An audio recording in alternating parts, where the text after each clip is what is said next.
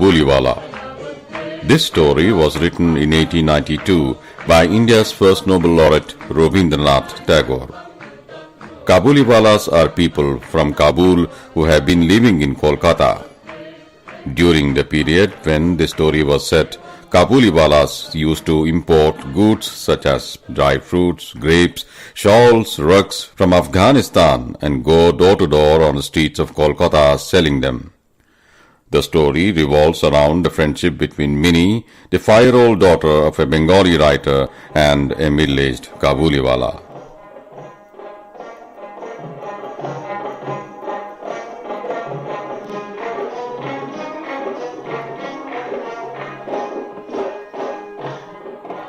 My 5-year-old daughter, Minnie, loves to talk and cannot live without chattering. I really believe that in all her life she has not wasted a minute in silence. Her mother is often vexed at this and would stop her prattle. But I would not. To see Minnie quiet is unnatural and I cannot bear it long. So there is never a dull moment when she is around me.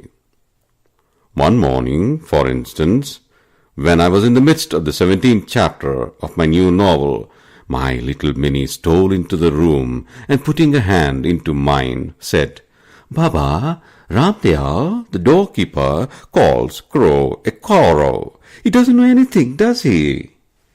Before I could explain her the differences in languages, she was embarked on the full tide of another subject. "What do you think, Baba? Bhola says it rains because there is an elephant up in the clouds blowing water out of his trunk." And then, darting off anew, while I was still thinking about a response to her last comment, "Baba, what relation is Mamma to you?" "My dear little sister-in-law," I murmured involuntarily to myself, and trying my best to hide my smile, I contrived to answer, "Don't you see, Minnie, I am busy. Go and play with Bhola." The window of my room overlooks the road. Minnie had seated herself at my feet near my table and was playing softly, drumming on her knees. I was hard at work on my 17th chapter, where Pratap Singh, the hero, had just caught Kanchanalata, the heroine, in his arms and was about to escape with her by the 3rd-story window of the castle, when all of a sudden Minnie left her play and ran to the window, crying, "Oh, Kabuliwala! Are oh, Kabuliwala!"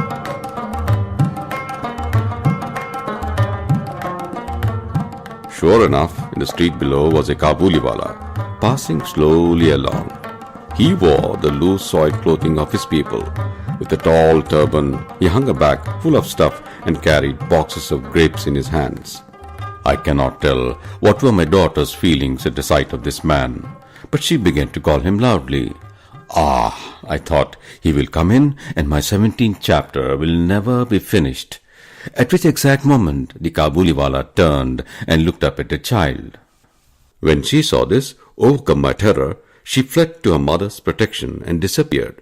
She had a blind belief that inside the bag, which the big man carried, there were perhaps 2 or 3 other children like herself. The peddler, meanwhile, entered my doorway and greeted me with a smile.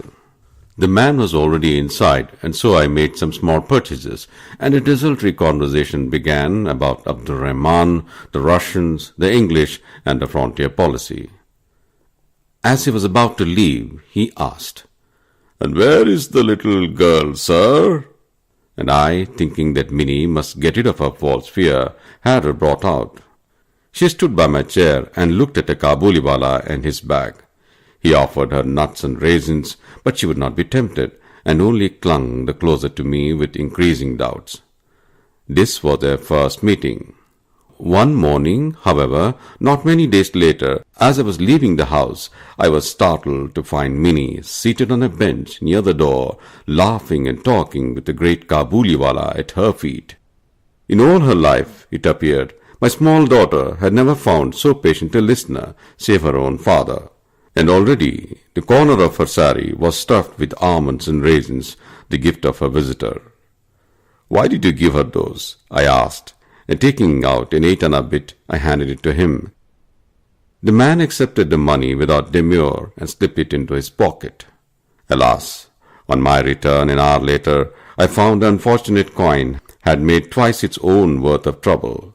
For the Kabuliwala had given it to Minnie, and her mother, catching sight of this bright round object, had pounced on the child with, "Where did you get that 8 bit, Minnie?" "The Kabuliwala gave it to me," said Minnie cheerfully. "The Kabuliwala gave it to you?" cried her mother, much shocked. "Oh, Minnie, how could you take it from him?" I, entering at the moment, saved her from impending disaster and proceeded to make my own inquiries. In a few days, as the Kabuliwala became a regular on our street, Minnie gradually got comfortable with him. The Kabuliwala had overcome the child's first terror by a judicious bribery of nuts and raisins, and the two were now great friends. They had many quaint jokes, which afforded them much amusement. Seated in front of him, looking down on his gigantic frame in all her tiny dignity, Minnie would ripple her face with laughter and begin, "Are oh, Kabuliwala, what have you got in your bag today for me?" And he would reply in all seriousness, "An elephant, my dear." Not much cause for merriment, perhaps, but how they both enjoyed the witticism. And for me, this child's talk with a grown-up man had always in it something strangely fascinating. Then the Kabuliwala, not to be behindhand, would take his turn. "Well, little one, where are you going to your father-in-law's house?" Now, most young Bengali girls have heard long ago about the father-in-law's house, but we, being a little newfangled, had kept these things away from our child, and Minnie at this question must have been a trifle bewildered. But she would not show it, and with ready tact replied, "Are you going there, Kabuliwala?" Amongst men of the Kabuliwala's class, however, it's well known that the words father-in-law's house have a double meaning. It's a euphemism for jail, the place where one is well cared for at no expense to himself. In this sense only would the sturdy peddler take my daughter's question. "Ah," he would say, shaking his fist at an invisible policeman, "I will punch my father-in-law like this. Dishum!" Hearing this, and picturing the poor, discomfited relative, Minnie would go off into peals of laughter, in which her formidable friend too would join.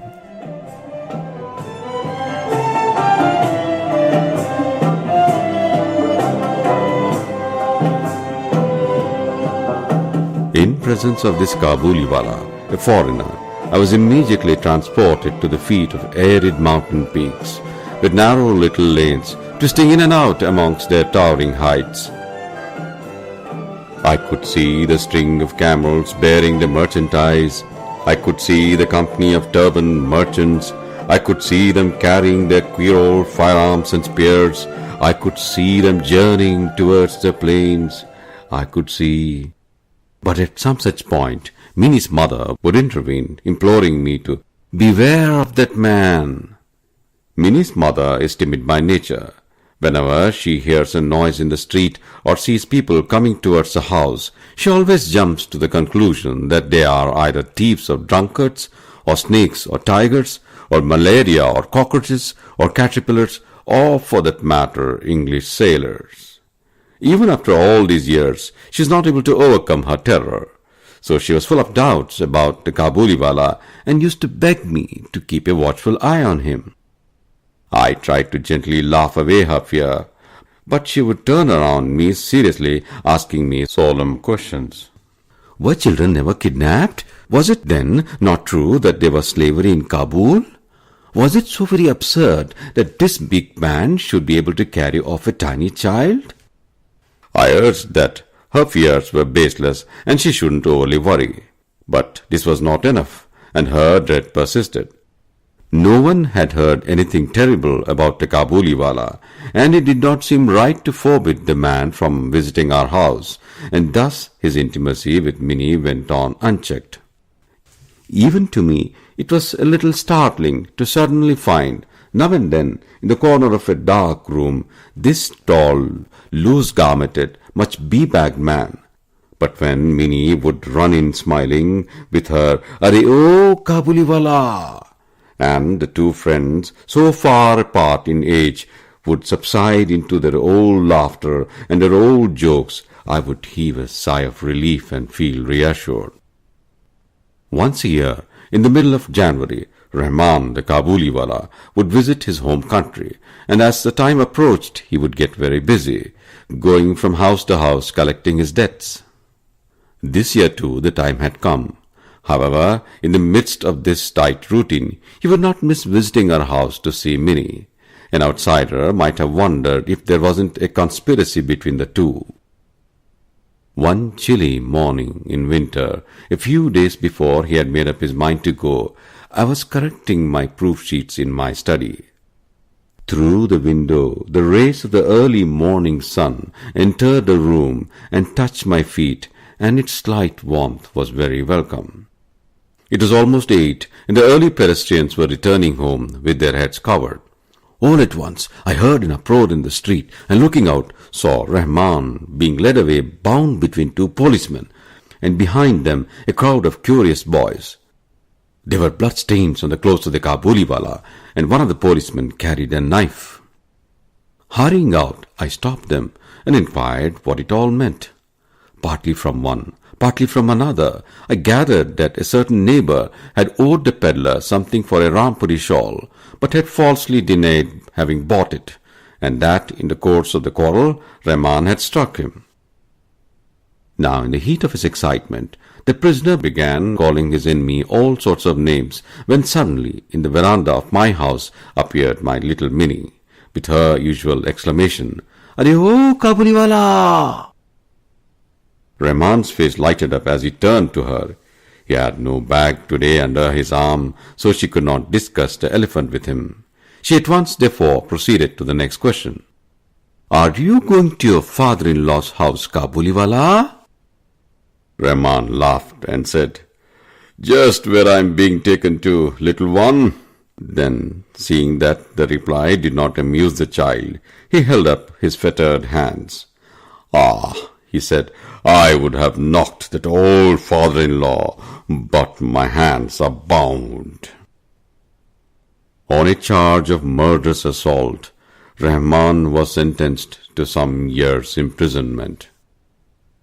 Days and weeks and months went by, and so did the years. Rahman, who had been out of our sight, soon slipped out of our minds, and in time was all forgotten. The accustomed work in the accustomed place was ours, and the thought of the once free mountaineer spending his years in prison seldom or never even occurred to us. Even my light-hearted Minnie, I am ashamed to say, forgot her old friend. New companions entered her life. As she grew older, she spent more of her time with girls of her own age, so much indeed that she came no more, as she used to do, to her father's room. Youth gradually embraced my Minnie, and very soon my child grew into a young lady.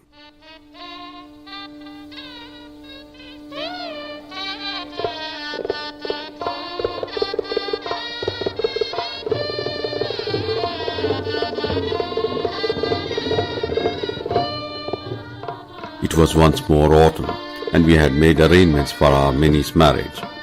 It was to take place during the Puja holidays. With Durga returning to Kailash, the light of our home was to depart to her husband's house and leave her father's in the shadow.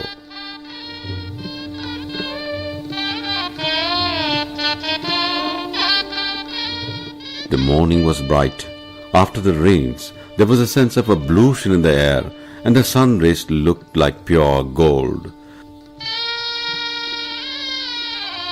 So bright and so radiant were they that even the sordid brick walls of our Kolkata lane looked like the walls of a majestic palace. Since early dawn today, the wedding pipes had been sounding, and at each beat my own heart throbbed. The wail of Bhairavi seemed to intensify my melancholy at the approaching separation. My Minnie, My precious child was to be married tonight.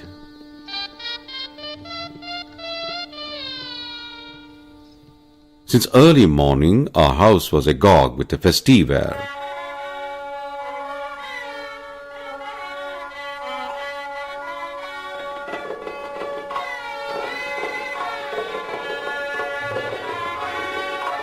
In the courtyard, the canopy had to be slung on its bamboo poles. The chandeliers with their tinkling sound must be hung in every room.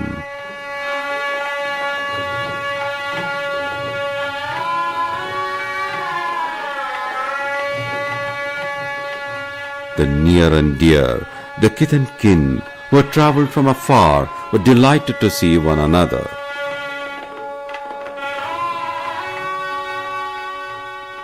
Blessings were bestowed and warm wishes and greetings exchanged. I was sitting in my study, looking through the accounts, when someone entered, saluting respectfully, and stood before me. It was Rahman, the Kabuliwalah. At first, I did not recognize him. He had no back, nor the long hair, nor the same vigor that he used to have. But when he smiled, I knew at once it was him. "When did you come, Rahman?" I asked him. "Sir, I was released from jail last evening." The words struck harsh upon my ears. I had never before talked with one who had spent time in jail for the crime of wounding his fellow, and my heart shrank when I realized this. There was no welcoming warmth in me as I looked at him. Instead, I felt the day would have been better omened had he not turned up. "There are ceremonies going on, Rahman," I said sternly, "and I am busy. You should perhaps come another day." At once he turned to go, but as he reached the door, he hesitated and said, "May I not see the little one, sir, just for a moment?" It was his belief that Minnie was still the same. He must have pictured her running to him as she used to, calling, "Oh, Kabuliwalah!" He must have imagined, too, that they would laugh and talk together just like old times. In fact, in memory of the old days, he had brought, carefully wrapped up in paper, a few almonds, raisins, and grapes, obtained somehow from a countryman, for his own little fund had disappeared. I said again, "There is a ceremony in the house, and unfortunately you won't be able to see anyone today." The man's face fell. He looked wistfully at me for a moment and said, "In that case, goodbye, sir," and went out. I felt sorry for the man and would have called him back, but he turned back on his own. Handing me over a packet, he said, "I brought these few things, sir, for the little one. Will you please give them to her?" I took them and was going to pay him, but he caught my hand and said, "You are very kind, sir. Please do not offer me money. Merely keep me in your thoughts. Just like your little girl, I too have one in my own home.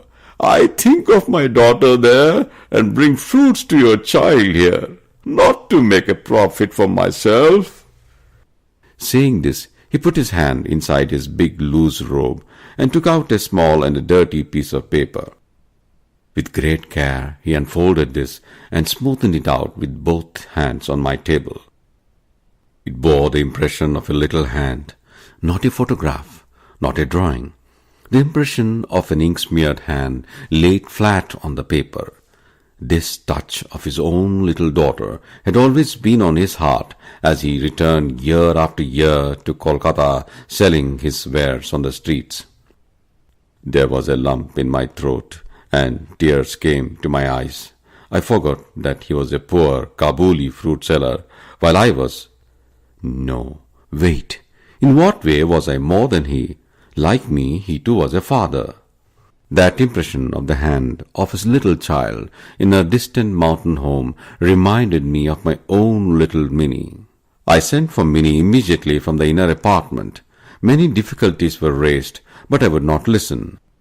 Clad in the red silk of her wedding day, with the sandal paste on her forehead, mehndi on her hands, and adorned as a young bride, Minnie came and stood bashfully before us.